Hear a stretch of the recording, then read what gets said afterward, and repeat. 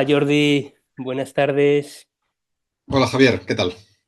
Pues muy contento de poder tener esta conversación contigo hoy, en esta serie de conversaciones que estamos teniendo, que hemos llamado Educar para ser humano, y que, bueno, pues queríamos contar con tu perspectiva y con tu visión en relación al momento que vivimos, cuál es el momento de nuestra sociedad y nuestra civilización y concretamente qué papel juega la educación o puede jugar la educación en esta idea de que haya una educación más humana, si es que esto tiene sentido a día de hoy, ¿no? Bueno, primero voy a dar algunos datos sobre quién eres, por unas personas no te conocen. Hoy estamos hablando con Jordi Pillem, que es doctor en filosofía. Él hizo una tesis inspirada en el trabajo o basada en el trabajo de Raymond Panikkar, ¿no? Sobre su pensamiento intercultural, ¿no? O Ujú. multicultural. Jordi ha sido coordinador de la revista Integral durante algunos años y también ha sido coordinador del máster en ciencia holística del Schumacher College, que es Bueno, perdón, no de todo el máster, sino de la parte de filosofía de la ciencia, sí. de filosofía de la ciencia, Sí. durante algunos años. Él es escritor, ensayista, yo creo que bastante prolífico. Es, bueno, su último libro es Conciencia o Colapso, que es el último de una trilogía que has escrito, ¿no? Que empezó con Pandemia y Posverdad, que es el primero de los publicado en el 21 A finales del 21, sí. a finales del 21, pero digamos arrancado durante ese evento tan magnífico que fue la pandemia, ¿no? Y técnica y totalitarismo también, que es la segunda de esta trilogía. Especialmente quiero mencionar Inteligencia Vital, que, bueno, pues digamos, las personas que están a nuestro alrededor, pues sobre todo están interesadas en el mundo de la educación y de una educación conectada con la vida. Y a mí, desde que lo leí, me ha parecido que este libro es sumamente valioso y espero que también podamos conversar sobre algunas ideas que has planteado en él. Así que, bueno, pues vamos a comenzar. Yo voy a comenzar con la primera frase de tu último libro, que es que estamos, como dices, el mundo está bajo un hechizo, ¿no? ¿Qué Ujú. quieres decir con esto? Pues quiero decir que este mundo en el que estamos cada vez es más sorprendente, y todo lo que parece que debería ser de sentido común, pues es lo contrario de lo que estamos haciendo colectivamente. Es como si estamos en un mundo al revés, en muchos sentidos. Por ejemplo, es un mundo con más abundancia material que nunca y es un mundo con más infelicidad, insatisfacción, depresiones, ansiedad, suicidios, etcétera, posiblemente que nunca, o al menos en las últimas décadas. Es un mundo en el que tenemos más información que nunca y parecemos estar más desorientados que nunca, ¿no? La información no nos está haciendo más sabios, sino que al contrario, estamos en un mundo en el que va bajando la capacidad de atención, está bajando la empatía y está bajando la inteligencia. Todo esto medido por científicos, digamos, independientes, que constatan esas tres cosas que son para la educación, digamos, fundamentales, ¿no? O sea, si baja la atención, baja la empatía y baja la inteligencia, ¿a dónde vamos a parar? Eso es, digamos, esas tres cosas, sobre todo quizá la atención, no las tres, la atención, la empatía y la inteligencia. Podríamos decir que son las tres mayores riquezas que tiene un país, una sociedad, un territorio. Luego la riqueza económica y otras cosas también pueden ser importantes, pero si no tenemos inteligencia y no tenemos atención, dejamos de ser humanos, ¿no? Necesitamos pues una naturaleza sana, limpia, íntegra, pero si no tenemos inteligencia y atención para disfrutarla, de qué nos sirve, ¿no? Entonces, hay algo que hace pues que en muchos temas lo que nos dicen los grandes medios de comunicación, para mí en muchos casos sea exactamente lo contrario de lo que me dice el sentido común y lo que contrasto pues leyendo informes científicos o sociológicos, lo que sea, ¿no? Y, por ejemplo, una parte de este hechizo, una de las muchas, sería un tema muy relacionado con la educación, cómo colectivamente parecemos creer que el uso de dispositivos digitales es un progreso, cuando en realidad tenemos multitud, centenares de estudios que nos muestran que tienen un impacto básicamente negativo en la educación. Nos permiten que tengamos esta conversación, fantástico, y muchas otras cosas, claro que sí. Pero el uso que se está haciendo en niños y adolescentes, y sobre todo en el ámbito educativo, en la escuela pública, en España y en todas partes, repetidamente se ha demostrado que ese uso no mejora para nada el aprendizaje. Es decir, no hay ninguna prueba de que la enseñanza a través de dispositivos digitales mejore nada de lo que se enseña en papel, en lo que se ha hecho tradicionalmente, como aprendíamos tú y yo.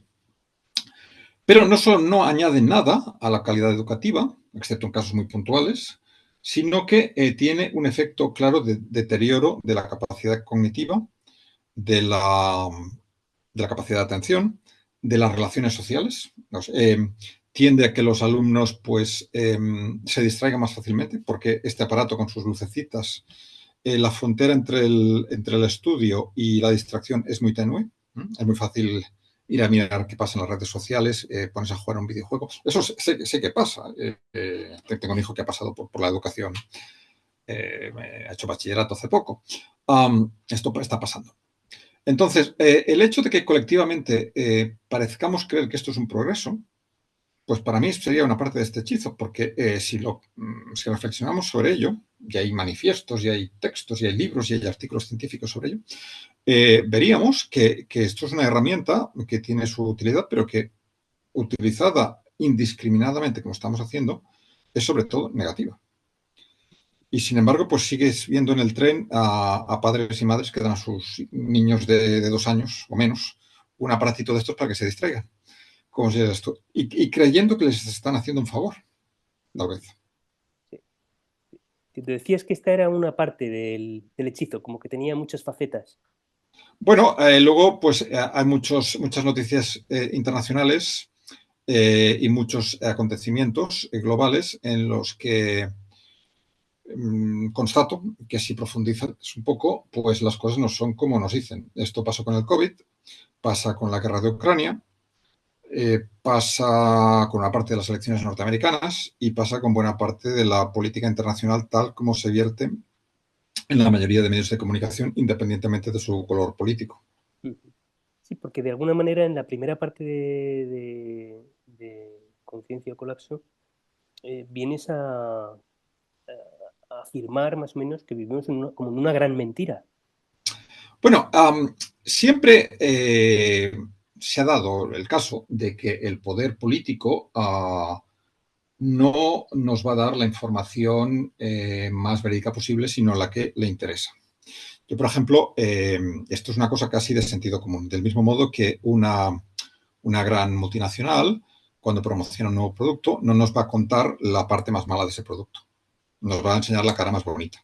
Y para eso está el marketing y está la propaganda, etcétera. Y con la política pasa lo mismo. Yo empiezo citando 2 casos, digamos, clásicos de ataques de falsa bandera, que son cuando un acontecimiento que a menudo desencadena una guerra, pues se atribuye a quien no lo ha hecho. Y doy un ejemplo muy claro, que es de la guerra de Cuba. Se hundió un barco norteamericano. Quizá no sabemos exactamente cómo se hundió ese barco norteamericano a finales del siglo XIX, el Maine. Lo que sí sabemos es que los españoles que estaban en Cuba no tenían nada que ver con ese hundimiento y, sin embargo, se acusó a España masivamente en Estados Unidos y eso provoca la guerra de Cuba.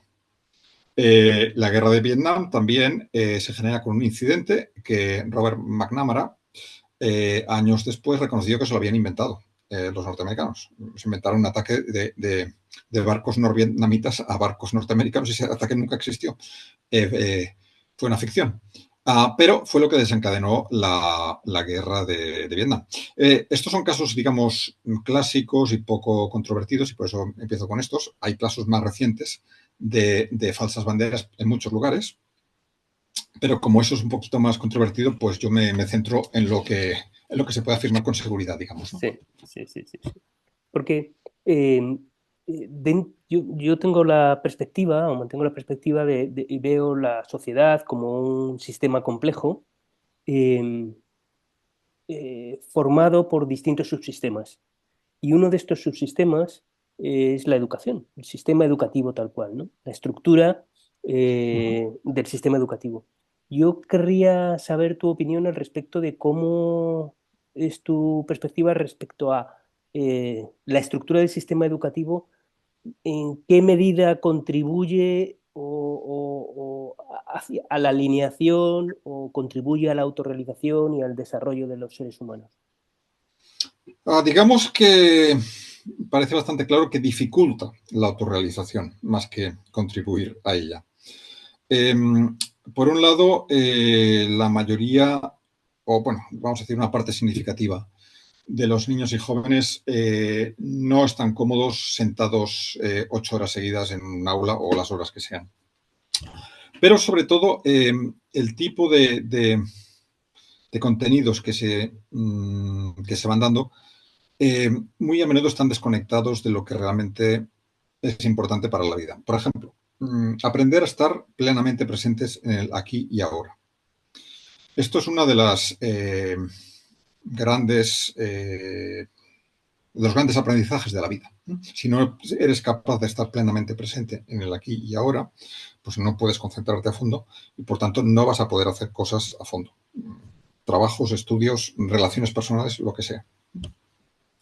Entonces, estamos en un mundo que nos distrae de manera perpetua a través de la propaganda y de los artilugios tecnológicos, que tienen su utilidad, pero tienen este efecto claramente contraproducente. Y no encontramos en la escuela, o en muy pocas escuelas, espacios, digamos, de contemplación, recogimiento, mindfulness, meditación. Sí que hay algunos lugares donde esto se hace, ¿sí? Pero no es una asignatura importante. Hay muchas cosas relacionadas con el autoconocimiento como personas que quizá deberían estar en la educación. En muchos casos la educación sigue siendo esta especie de cadena de montaje que decía Ken Robinson, en el cual al alumno o la alumna se le va pasando por diferentes departamentos, se le van inyectando unos contenidos, unas informaciones, aquí matemáticas, aquí inglés, lo que sea, y luego salen como si fuera una fábrica, pues cuando tienen 18 años o los que sean, con esa serie de contenidos aprendidos.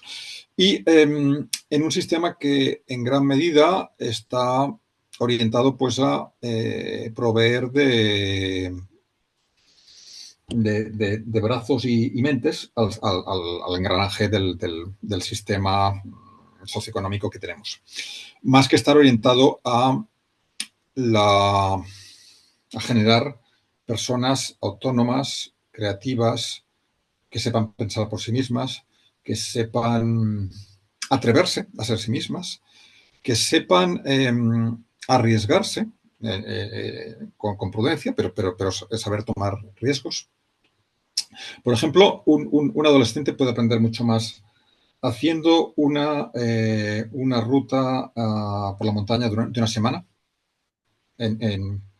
que todo un año en la escuela. Aprender a conocerse a sí mismo, aprender a esforzarse, aprender a conectar con la naturaleza. El hecho mismo de que la educación se dé en cubículos cerrados, ¿eh? Y a menudo, pues sí, con las ventanas cerradas, etcétera, también nos desconecta del mundo natural, ¿no?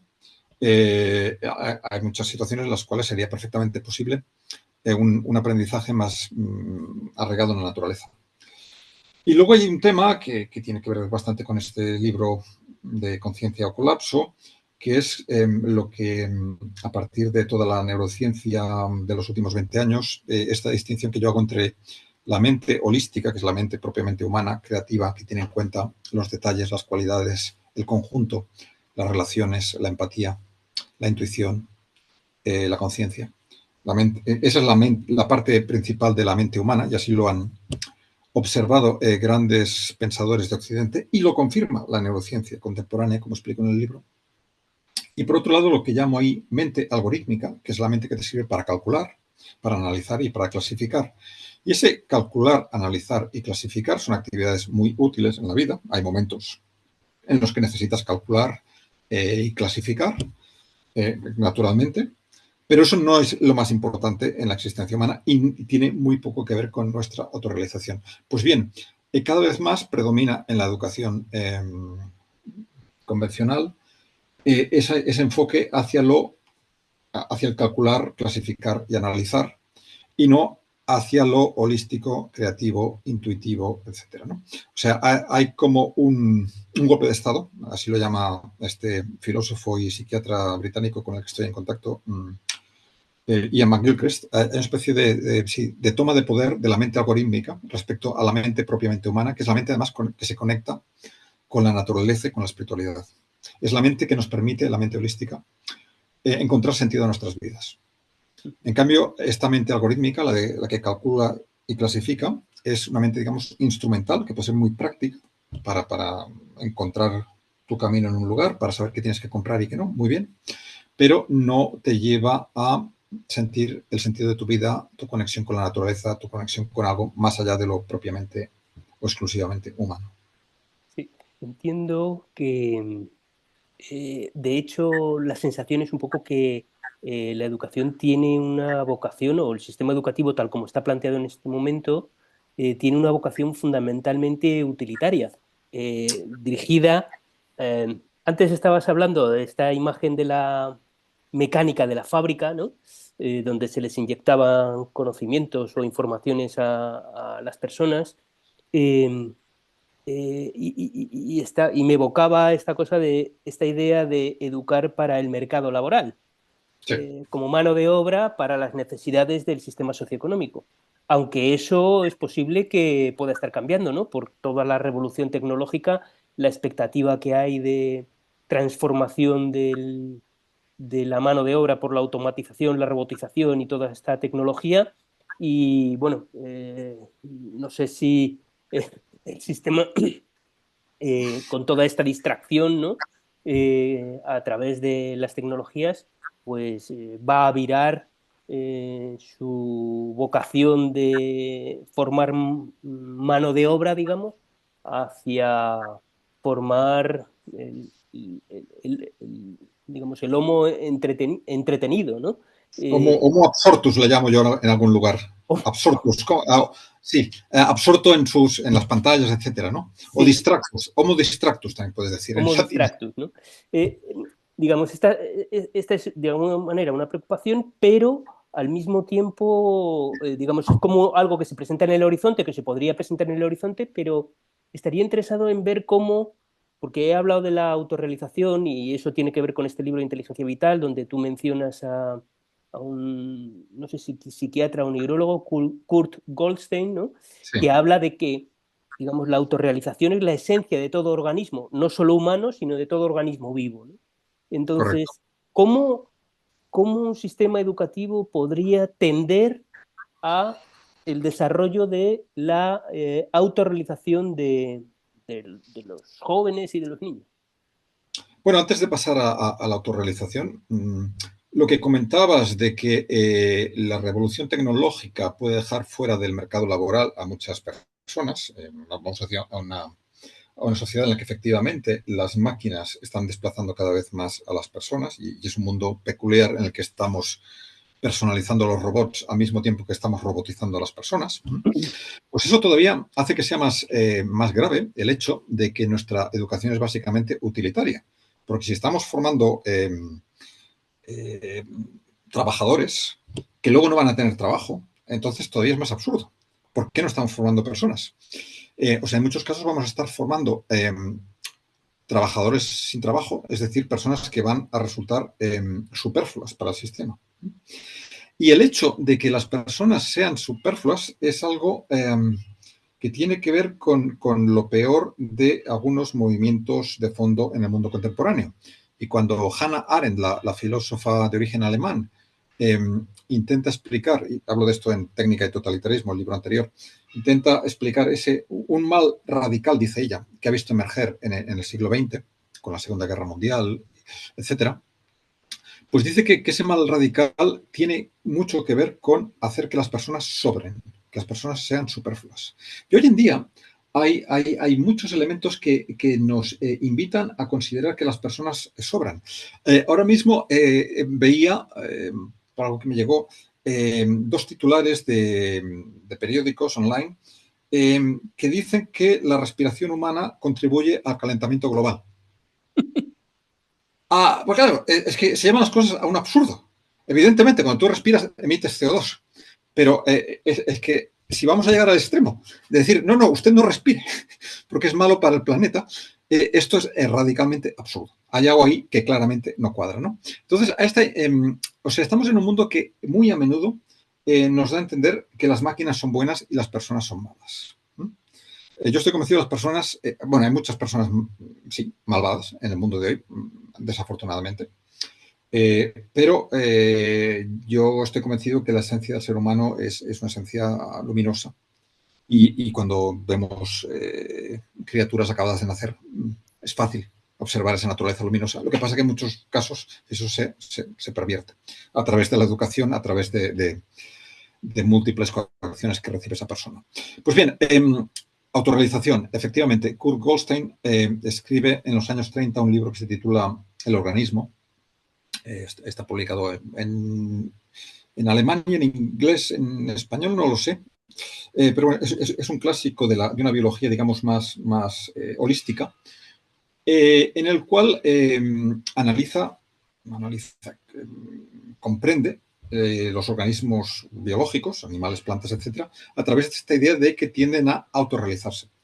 A diferencia del enfoque que se ha ido imponiendo en las últimas décadas de entender los organismos exclusivamente o casi exclusivamente a través de su código genético, a través de su química. Eso es algo interesante, pero no te permite entender por qué un pino es un pino, un olivo es un olivo y un roble es un roble.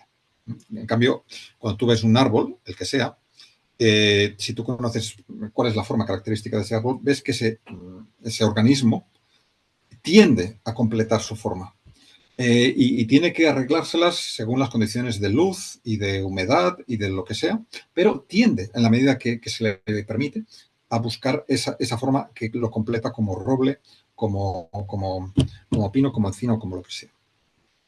Pues bien, luego Abraham Maslow, fundador de la psicología humanista y transpersonal, toma de Goldstein esta idea de autorrealización y la aplica a la salud psicológica humana. Y llega a la conclusión de que las personas más felices, dice él, y las personas que tienen una vida más rica, pero también las personas que son más útiles a su entorno, a su sociedad, a su comunidad, son lo que él llama personas autorrealizadas. Personas que, que se dedican a perseguir una vocación que sienten y que eso les lleva a trabajar desinteresadamente y luego a veces igual pues les llega dinero a través de eso que hacen, ¿sí? Pero es algo que sienten que tienen que hacer. Yo me tengo que dedicar a esto y tanto si me pagan como si no me pagan. Son personas que sí, que disfrutan haciendo lo que hacen y que en ese proceso, que siempre, que naturalmente también tiene sus obstáculos y nunca es un camino de rosas, ¿no? Pero digamos que en vez de orientarse a conseguir los símbolos de estatus que nos da la publicidad, pues de tener un dinero y un coche muy grande y un smartphone de última generación. Yo, por cierto, no tengo ni móvil y tengo un coche antiquísimo. Pues bien, son personas que se dedican a hacer lo que sienten que les toca hacer en este mundo, que es algo que vas descubriendo poco a poco, y que van, sí, digamos, pues realizándose paso a paso. Entonces, sí, ese proceso empieza por algo que ya decía el oráculo de Delfos, conócete a ti mismo. Conócete a ti mismo es como uno de los primeros pasos. Y en este sentido, tendría que estar integrado en la educación. O sea, una de las asignaturas más importantes, no digo que tenga que ser como una asignatura específica unas horas a la semana, pero de algún modo ese conocimiento a ti mismo debería estar integrado en la educación, de manera que cuando el alumno o alumna acaba su ciclo de formación, tenga tenga una cierta claridad, la mayor posible, sobre quién soy yo. Eso es una gran pregunta también de la espiritualidad, por ejemplo, Advaita. ¿Quién soy yo? Porque haciéndote esa pregunta, hago un maestro hindú que te recomienda solo hacerte esa pregunta. Tú pregúntate, ¿quién soy yo? ¿Quién soy yo? Te darás cuenta que no es tu cuerpo, porque tu cuerpo cambia. No es tu nombre, porque te puedes cambiar el nombre. No es tu país o tu lengua, porque te puedes ir a vivir a otra parte y hablar otra lengua. ¿Quién soy yo? Los intereses que tienes pueden cambiar. ¿Quién eres tú? Y vas pelando capas de la cebolla y al final te das cuenta de que tú eres el mundo. Tú eres una manifestación, como Javier en este caso, del conjunto de la realidad. Un microcosmos del conjunto de la realidad. Pues bien, ese conócete a ti mismo creo que debería ser una parte de la educación. Y no, evidentemente, no está contemplado. Y creo que sería mucho más importante eso, pues, que saber hacer ecuaciones de segundo grado, o que saber cómo se llaman según qué tiempos verbales, o según qué cláusulas de la gramática. Cervantes seguramente no sabía nada de gramática. Los grandes escritores no saben nada de pretéritos pluscuamperfectos García Márquez reconocía que hay muchas cosas incluso de ortografía que no las sabía. Pero, bueno, los grandes escritores no saben gramática. Juan Ramón Jiménez le dieron un premio Nobel y era un objetor de la gramática. Sí, exactamente, ¿no? Entonces, sería más importante aprender a escribir y a expresarse, ¿no?, que no saber cómo se llaman según qué cosas de la gramática. Que la gramática es una ciencia preciosa, pero no me parece que sea tan importante para jóvenes de 14, 12 años, etcétera, ¿no? En cambio, lo que sí que es importante es leer y escribir. Saber leer, o sea, saber comprender, y saber expresarte. Y esas dos capacidades están bajando de manera vertiginosa y de manera alarmante. Entonces, que los alumnos sepan lo que es el pretérito pluscuamperfecto, pero no sepan comprender una frase compleja, pues esto no vamos por buen camino. Porque esta idea de la autorrealización, pues, suena muy bien, ¿no? Pero si yo me pongo bueno, y yo he estado en ese lugar también, ¿no? En el pellejo de un papá o de una mamá que tiene un hijo y que siente, digamos, responsabilidad por este hijo, eh, bueno, cuando todo el sistema te envía el mensaje de que para poder, digamos, tener mejores opciones de supervivencia en el sistema socioeconómico cultural en el que vivimos, tienes que renunciar a lo que sientes dentro de ti, y hacer otras cosas que son más funcionales, digamos, ahí hay como un miedo profundo, porque tú decías, no, las personas que se autorrealizan se atreven, ¿no? Y no sé si estarás de acuerdo en que, digamos, todo el sistema de propaganda, incluyendo de alguna manera también el sistema de educación dentro de un sistema más amplio de propaganda, digamos, inyectan miedo en las personas, desconfianza en la vida, y de ahí todos estos símbolos de estatus, digamos, son agarres a una cierta seguridad psicológica. Así es. Sí, desconfianza en la vida, decías. Es decir, confianza en la vida es otro de las grandes asignaturas que deberían estar integradas en la educación. Confianza en la vida, por un lado, significa darte cuenta del prodigio de la vida, del prodigio mismo de tu organismo. Es algo que yo, por ejemplo, en Inteligencia Vital, este libro que citabas, doy ejemplos de cómo, por ejemplo, mientras tú y yo estamos aquí sentados, y quien nos escuche, tenemos billones con B, de células en nuestro organismo que están sinfónicamente coordinadas, porque si no están sinfónicamente coordinadas, no estamos sanos, no estaríamos aquí hablando. ¿Y cómo se coordinan billones de unidades distintas? Luego cada una de ellas hace funciones mucho más sofisticadas y eficientes que las de cualquier fábrica humana. Eso está pasando aquí, momento a momento. Y tu corazón está latiendo al ritmo que le corresponde, si tienes un mínimo de salud. Estás haciendo la digestión de lo que has comido. No hay ningún premio Nobel de química que supiera organizar la digestión de su organismo. Eso lo está haciendo la vida por nosotros. Y esto ya de por sí es un regalo. Hay algo que yo llamo inteligencia vital que está organizando momento a momento lo que hace nuestro organismo. No lo organiza el cerebro porque el cerebro también está hecho de esas células que son esos prodigios que no sabemos cómo se organizan. Y si hablamos con algún experto en estas cuestiones, dirán, bueno, es que no lo sabemos. Bien, entonces, pero confiar en la vida también significa confiar en que, a diferencia de las máquinas, nosotros, las máquinas tienen siguen algoritmos, siguen un procedimiento que ya está reglado, ya está formulado. En cambio, la existencia humana es un juego de puertas que se abren y se cierran, de sorpresas que te encuentras a la vuelta del camino, de cosas inesperadas que van formando tu itinerario. Entonces, en la medida en que nos acostumbramos a una vida que esté programada, nos vamos haciendo como máquinas, nos vamos asimilando a las máquinas. Una de las cosas esenciales a la vida es la espontaneidad. Lo espontáneo es una de las cosas que diferencia a lo vivo de lo mecánico. Las máquinas no son espontáneas. Las cosas vivas sí son espontáneas. Y cualquiera que tenga un gato, observe un pájaro, verá esa espontaneidad. No son máquinas. Los animales y las personas todavía no. Bien, pues ese confiar en la vida también implica saber, y eso te vas dando cuenta con el tiempo, es mi experiencia y creo que es la de mucha gente, que cuando tú realmente pones tu intención en algo, muy a menudo, no garantizo que sea el 100% de las veces, pero muy a menudo el universo te ayuda. Por ejemplo, una cosa que a mí me sucede a menudo, y sé que hay mucha gente que le ocurre, es que cuando yo decido investigar un tema para mis libros, me llega información sobre el tema que estoy investigando. Me llega, quiero decir, que pues alguien que hace tiempo con el que no tengo contacto me envía algo que tiene mucho que ver con eso, o que me puedo encontrar un libro en un autobús o una revista en una sala de espera que tiene mucho que ver con lo que yo estaba buscando y que me llega allí, digamos, por casualidad, ¿no? Eso Goethe, el gran autor alemán, tiene unos versos muy bonitos sobre ello, que ahora no recuerdo de memoria, pero la idea es que tú atrévete a seguir tu camino y el universo te ayudará.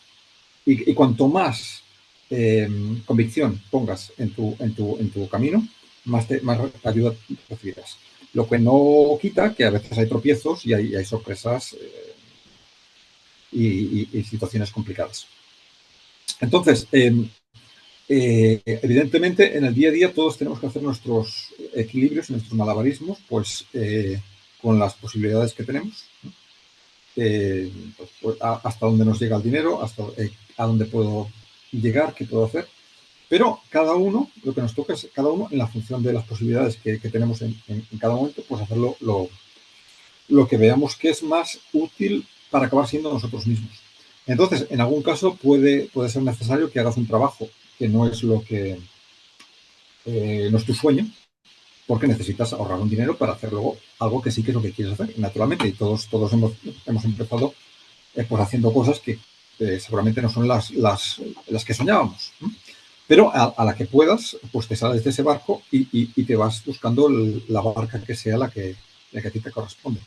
Y eso es un proceso pues de vivir. Vivir básicamente significa eso. Ir encontrando tu camino y evidentemente pues sin soñar cosas que no tengan ningún fundamento, ¿no? Pero bueno, ir probando y a veces lo que tú creías que era tu camino, luego ves que no, porque ves que ese camino se cierra y no hay manera, ¿vale? Pues cambias de dirección y luego resulta que a la vuelta del camino, a la que giras tú ves un collado, ves el otro lado del valle y ahí está lo que estabas esperando, de maneras bastante inesperadas. Todos hemos tenido esa experiencia que se cierra una puerta inesperadamente y luego inmediatamente se abre otra de la que no teníamos noticia. Y ¡wow! ¡Qué maravilla! Entonces, educar para atreverse a vivir sería otro concepto que podríamos establecer ahí. Sí. Y esto creo que tiene bastante relación con una cita que das en el libro de Ortega, en el que la tengo por aquí anotada porque la quiero, digamos que como que el tema de nuestro tiempo lo escribiría, supongo que en los años 30 En o el los año años 40, 23, el libro. en el año 23. 23. El tema de nuestro tiempo es someter la razón a la vitalidad, como que esta razón hubiera colonizado esta espontaneidad, esta vitalidad, que digamos Exactamente. es una metáfora similar o análoga a la que hace este psiquiatra que habla de la, bueno, en tu terminología es la mente algorítmica y la mente holística, ¿no? Es decir, Sí. cómo se ha producido ese, digamos, defecto, no sé si llamarlo así, o no es un defecto y es parte de la evolución humana en la que esta mente algorítmica ha dado este golpe de estado? Bueno, esto es una historia, digamos, muy larga. A mí me gusta remontarla, y así lo he hecho en otros libros anteriores, por ejemplo, al hecho de que cuando se inicia la revolución científica, hacia 1600, principios del siglo XVII, tanto Galileo como Darwin eh, concluyen, nos dicen en sus libros, que solo es verdaderamente real lo que se puede medir. Longitud, peso y velocidad, nos dicen, son reales. En cambio, belleza, justicia, colores, olores, placer y dolor son entidades subjetivas. Entonces, de ahí sale un mundo en el que valoramos las estadísticas, los códigos de barras, los porcentajes, etcétera, pero todo lo que constituye el meollo de la vida humana, que tiene que ver con el placer y el dolor, tiene que ver con la belleza y la justicia, todo eso queda como algo absolutamente secundario. Entonces, la ciencia moderna pues, nos aporta cosas maravillosas, pero el hecho de que nuestra cultura colectivamente haya creído que solo es real lo que es medible es un error tremendo, porque nos lleva a valorar mucho el Producto Interior Bruto y a no valorar la verdadera calidad de vida de las personas. Nos lleva a valorar el dinero que tiene una persona, quien valora estas cosas, y no nos lleva a valorar las cualidades intrínsecas de esa persona.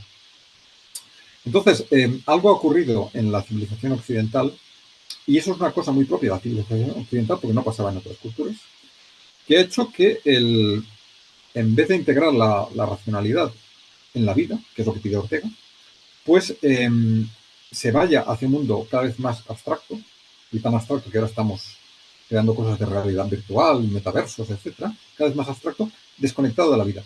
Entonces, para mí es muy significativo que una persona como Ortega, que como filósofo que es, ha subido a las torres más altas del raciocinio y de la lógica, que lee filosofía compleja en diversos idiomas, etcétera, hablaba muy bien alemán, pues una persona como Ortega eh, nos está diciendo, no, no, este no es el camino.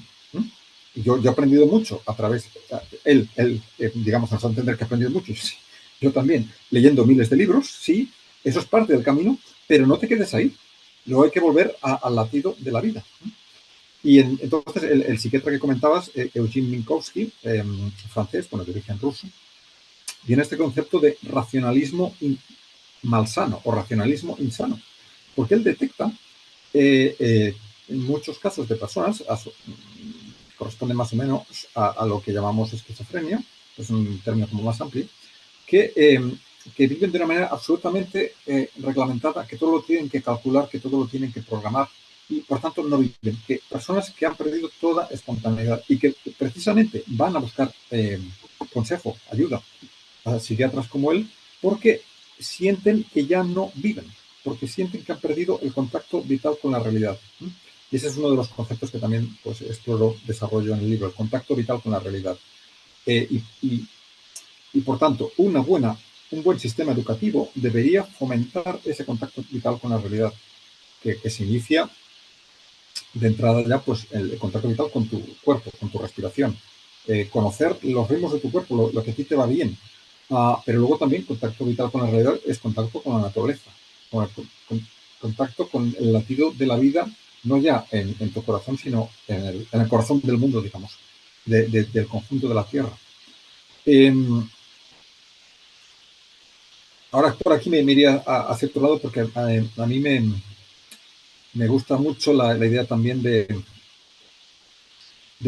rescatar lo que los antiguos llamaban el alma de la naturaleza, el anima mundi, el alma del universo.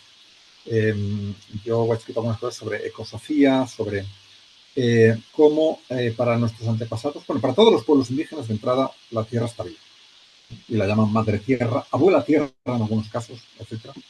Padre Cielo, Madre Tierra, pero también para grandes filósofos de la tradición occidental, desde Platón y Plotino hasta Hegel, y, bueno, Hegel en cierto modo habla también del espíritu del mundo, pero desde Platón y Plotino hasta Schelling, como mínimo en el siglo XIX en Alemania, hablan del espíritu o el alma del universo o de la Tierra. Y Platón y Plotino hablan específicamente del alma de la Tierra y alma del cosmos. Entonces, darte cuenta de que estás en un mundo vivo, ¿no? Que es algo que no contradice la ciencia contemporánea, sino que la supera, ¿no? Porque a medida, o sea, eso es uno de los temas de este libro de Inteligencia Vital. Hemos intentado explicar la vida a través de criterios estrictamente mecánicos, fórmulas químicas, mecanismos, etc. Lo que vemos, no, es que la vida es inexplicable momento a momento. Y eso es la parte del proyecto de la vida. La vida es inexplicable momento a momento. Esa es una de las conclusiones de Erwin Chargaff, que fue uno de los grandes bioquímicos del siglo XX y que de hecho contribuyó decisivamente, aunque no se ha reconocido bastante, al descubrimiento del ADN. Chargaff define la vida como la continua intervención de lo inexplicable. Que es otra manera de decir continua participación en un misterio de algo que es mayor que nosotros, que nos acompaña, que nos lleva y que nos permite ser nosotros mismos si nos atrevemos a ello. Porque, y esto que mencionas, claro, es como que nuestra racionalidad no es suficiente para comprender tú siempre utilizas, creo, la palabra prodigio, ¿no?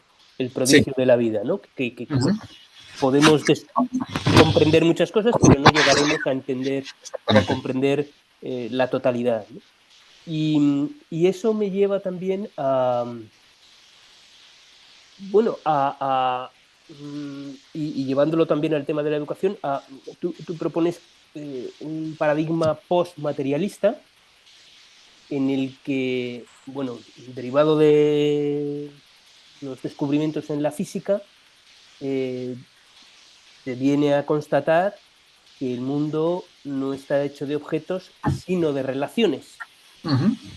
Y también por nuestra experiencia, cuando nosotros en Ojo de Agua hemos planteado de una forma inédita, digamos, cómo desarrollar un modelo educativo, nos hemos dado cuenta de que hay como una hiperracionalidad que en nuestra perspectiva creemos que hay que equilibrar, dando, debe perder peso en favor de otras dimensiones del ser humano, como la dimensión emocional o la dimensión interior o la dimensión del mundo natural. Eh, y la dimensión relacional.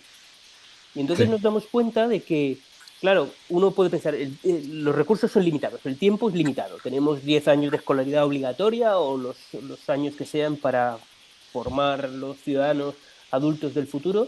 Y entonces, si detraemos recursos, tiempo del acúmulo de información, de la racionalidad, de la deducción, del aprendizaje, digamos, cognitivo, y los detraemos en favor de las relaciones, podríamos pensar que estamos perdiendo oportunidades. Sin embargo, nuestra experiencia ha sido que eso no es así, que el hecho de que se fomenten las relaciones en ese proceso de reequilibrio, lo que se produce es como bueno, es cierto que algunas personas no saben algunas cosas, pero es cierto que saben muchas más otras cosas también de las propias asignaturas, y lo que vemos es como un desarrollo más integral, más armónico del ser humano. No sé si en esto podrías estar de acuerdo o no, o qué piensas al respecto. Para mí hay dos conclusiones filosóficas fundamentales de lo que hemos descubierto en física cuántica. Una es esto que decías de que el mundo no está hecho de cosas, sino de relaciones, porque lo que vemos a nivel subatómico es que no hay entidades separadas, sino una profunda interdependencia de esas partículas subatómicas que son básicamente efímeras y siempre profundamente dependientes de otras partículas. No hay ninguna que exista por sí misma, ¿no? Y otra conclusión es, y eso lo afirman ya dos premios Nobel de Física del siglo XX y lo afirman de manera completamente independiente, Schrödinger y Wigner, otra conclusión es que la base de la realidad no es la materia y la energía, sino la conciencia y la percepción. Eso lo cambia todo, porque nosotros, y sobre todo en esta cultura que, como decíamos antes, hemos creído que solo es real lo que se puede medir, consideramos que en el principio era la materia y de ahí surgió la vida y nadie sabe explicar cómo a partir de la materia inerte van a aparecer organismos, nadie ha podido explicarlo jamás. Y a partir de las cosas materiales surgirían cosas inmateriales como las ideas. O sea, a partir de reacciones químicas en el cerebro aparecerían las ideas. Bueno, eso nadie puede demostrarlo y además filosóficamente es absurdo. Pues bien, Schrödinger y Wigner ambos escriben que la base, que hay experimentos en física cuántica que apuntan al hecho de que la base de la realidad es la conciencia. Y eso nos lo han dicho muchos poetas, muchos filósofos y muchos místicos, muchas personas espirituales, etcétera. Pero que nos lo digan 2 premios Nobel de física es una cosa impresionante. Entonces, si tú crees que el mundo básicamente es materia, te orientas a lo material. Y lo material incluye pues, las posesiones materiales y lo que te da seguridad. Si te das cuenta de que la base de la realidad es la conciencia, entonces tiene mucho mayor peso lo que tú sientes y piensas en tu interior. Incluso lo que tú piensas y sientes en tu interior, sí que ni siquiera lo transmitas, lo comuniques, eso ya tiene alguna influencia en el universo. Porque digamos que cada uno de nosotros reverbera desde nuestro interior con el conjunto de la realidad. O sea que nos lleva a un mundo completamente distinto.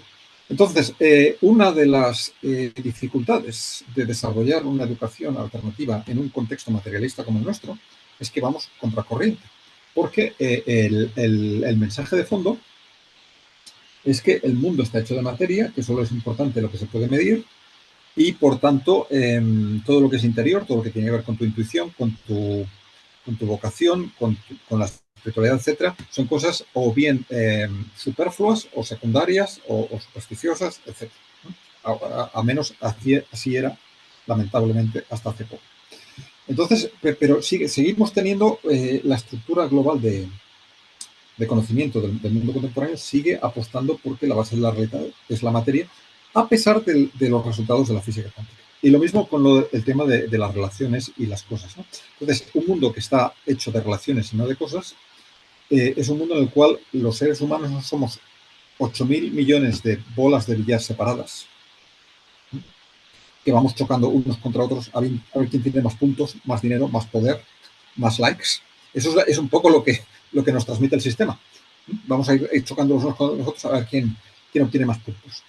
No es eso, sino que somos más bien como olas de un mismo océano. Y en un océano cada ola es distinta de la otra.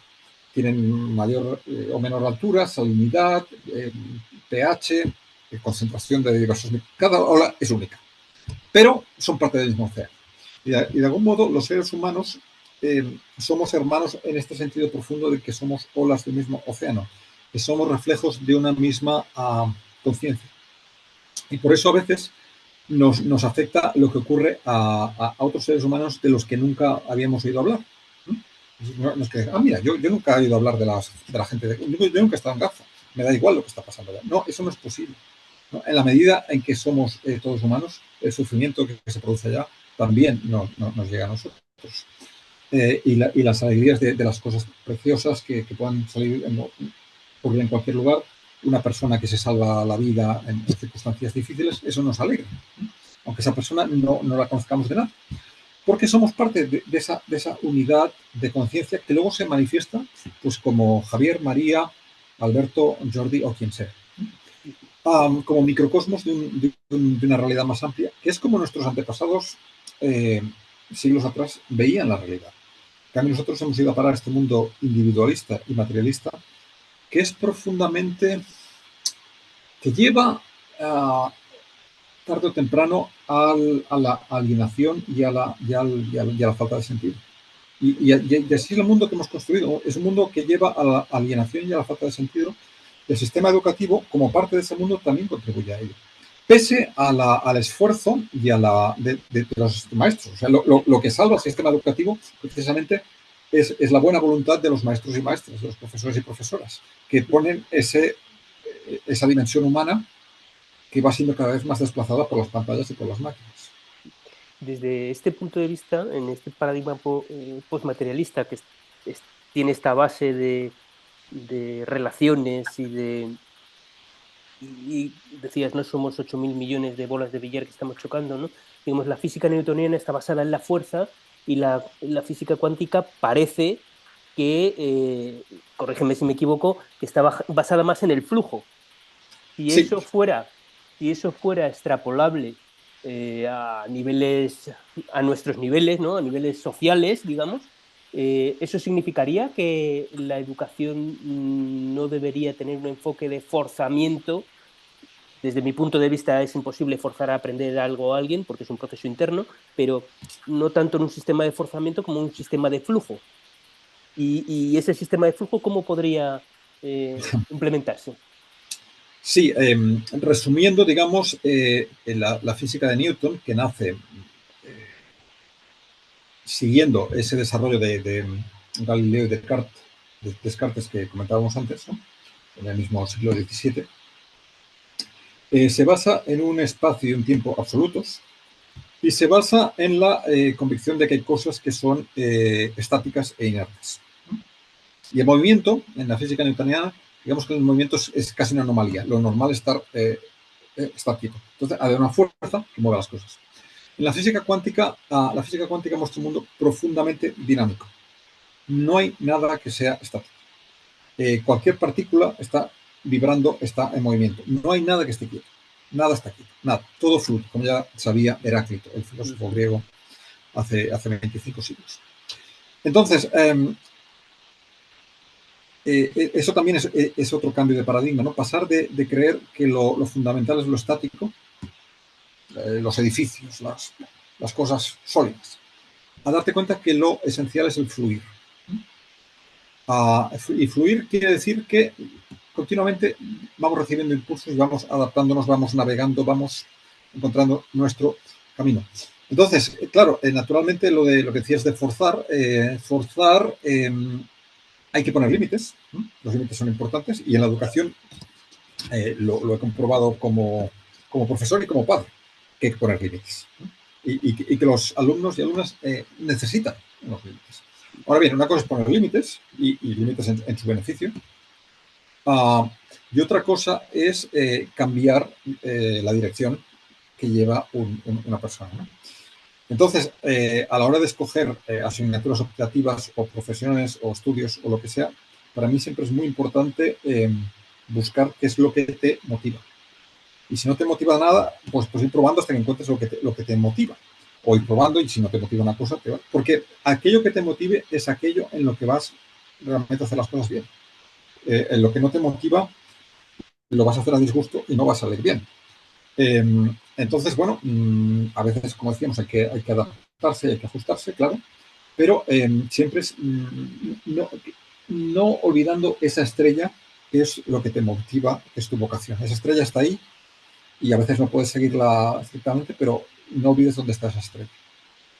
Esto, digamos, es coherente con esta estrella sería como el foco de la autorrealización, ¿no?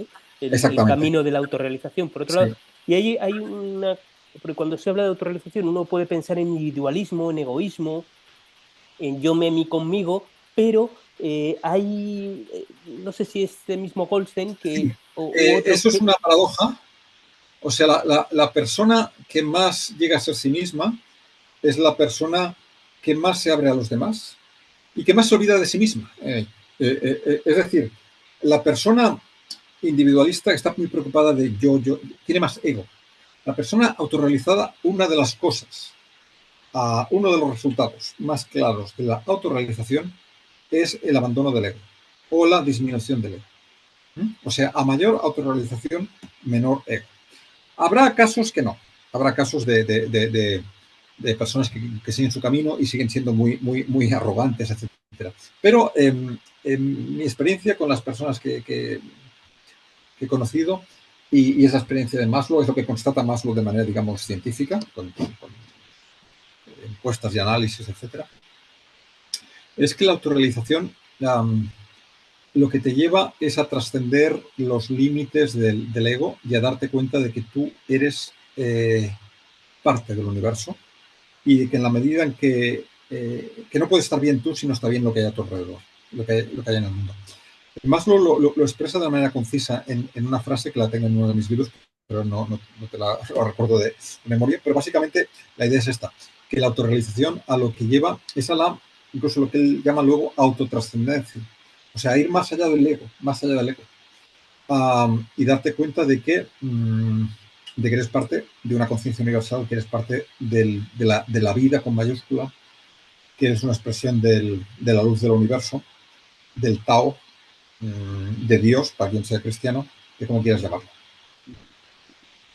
Pues mira, ya para ir terminando, quería mencionar un aspecto relacionado con la atención, ¿no? Que, bueno, está tan desintegrada o tan en decadencia en estos momentos, ¿no? Porque en algún momento este psiquiatra McGilchrist viene a decir que la atención no es una cualidad cualquiera, y tú lo mencionas también en el libro, sino que tiene una capacidad como de traer aspectos de las cosas a la realidad, como si fuera crear la realidad. No sé si lo he entendido suficientemente bien, traer a la realidad algunos aspectos de las cosas y otros aspectos, pues como ocultarles, ¿no? Y en este sentido, pensando en madres y padres en relación con sus hijos, ¿no? La atención que tú entregas a tu hijo, digamos, eso digamos, tiene un reflejo en el desarrollo de este ser humano o cualquier otra Claro. cosa, ¿no? Creo que Malguirkis habla de una montaña y alguien puede ver un bosque precioso y alguien puede ver pues madera para talar y construir barcos, ¿no? O para hacer una urbanización en esa montaña, y sí, Sí, sí una inversión. Sí, efectivamente. Eso, William James, el filósofo que de algún modo pone en marcha la psicología moderna, ya dice que para cada persona la realidad es aquello a lo que presta atención y de la manera que le presta atención. Entonces, no es que la atención sea una cosa más al lado de la memoria y la percepción, etcétera, sino que la percepción y la memoria son distintas cuanto mayor atención hay o no hay en ellas. O sea, si yo estoy mirando y miro con atención, no tiene nada que ver que si estoy mirando sin atención. Uh, por tanto, digamos que la atención es la base de todo de todo lo que hacemos en el mundo y de cómo nos va a llegar ese mundo. Y por tanto, por eso es tan importante que no perdamos la capacidad de atención. O sea, cuando en una sociedad, en un mundo en el que estamos constatando una pérdida de capacidad de atención, eso es una pérdida tremenda. ¿Qué hay peor que la pérdida de atención en la existencia humana? Porque además, los momentos más importantes de tu vida serán momentos en los que estabas 100% atento. Pues si no estabas 100% atento, eso lo olvidas. Lo que sea que ha pasado en tu vida, serán momentos que los has vivido intensamente y ahí estabas 100% atento en relación con otra persona, en relación con una experiencia que tuviste, con un paisaje, con un aprendizaje, con lo que fuera. Son los momentos de plena presencia los que realmente dan sustancia a la vida. Entonces, desde la perspectiva de los niños y niñas, de los pequeños, uno de los nutrientes más importantes que necesitan es la atención. La atención de personas que les sirvan de guía. Padre, madre, tutor, mentor, maestro, maestra. Y habrá situaciones familiares en las que los niños no tienen mucha atención, pero igual hay un maestro o maestra que los niños sienten que cuando los mira los está mirando de verdad. Los está mirando, quiere decir que les está escuchando el corazón de esa persona. Y aunque sean unos pocos segundos, pues el profesor va a poder estar dedicando varias horas a cada alumno. Pero igual, tú sientes realmente cuando una persona te escucha. Cuando estás hablando con alguien, notas la calidad de la atención, ¿no?